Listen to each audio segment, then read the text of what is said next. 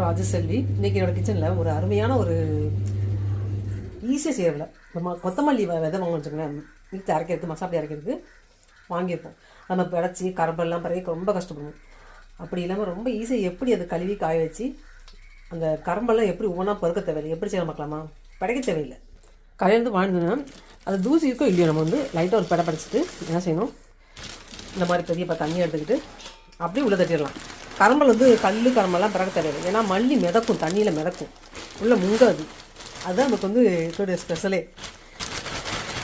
அப்படியே மிதந்துட்டே இருக்குமா, அப்படியே ஒவ்வொரு பாத்திலையும் மாற்றிடலாம்.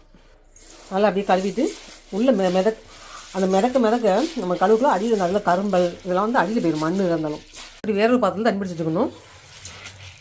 நல்லா அப்படியே கழுவிட்டு கரம்பெல்லாம் வந்து போட்டோடனே அடியில் போயிடும். அந்த மல்லியோட குச்சி மட்டும் தான் கிடக்கும், அதில் கிடக்கும்.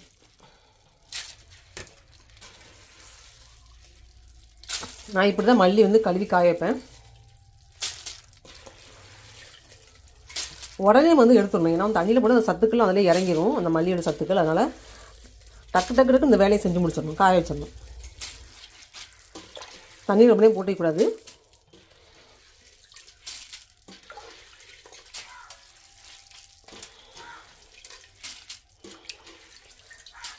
அதே மாதிரி மல்லி வந்து நம்ம தேவைக்கு தகுந்த மாதிரி அரைச்சிக்கணும். எவ்வளோ ஈஸியாக வேலை முடிஞ்சுது. அப்படியே மிதக்குது பார்த்தீங்களா மல்லி. இது நான் யார்ட்டேருந்து கற்றுக்கல, நானாகவே செஞ்சு ட்ரை பண்ணதாக்கும். இது மல்லி உட்காந்து கரம்பல் படிச்சுக்கிட்டு அதில் உள்ளு பிடிச்சி அந்த மாதிரி வெள்ளம் பார்க்க தேவையில்லை, அப்படி ஈஸி செஞ்சு போயிடலாம். இப்போ இதில் எவ்வளோ மண் இருக்கும் பார்க்கலாம். பார்க்க மல்லி சுத்தமாக தெரிஞ்சுது, ஆனால் எவ்வளோ இருக்கும் பார்க்கலாம் மண் தூசி.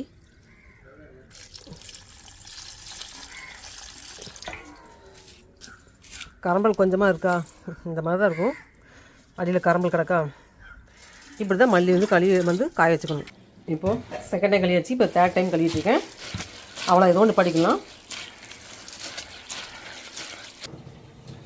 இந்த மாதிரி ஹோட்டலில் கண் பாத்திரம் எடுத்துக்கிட்டு கழுவுன மல்லியை அப்படியே அடி போட்ட வேண்டியதான். தண்ணியாக வடிஞ்சிடும்.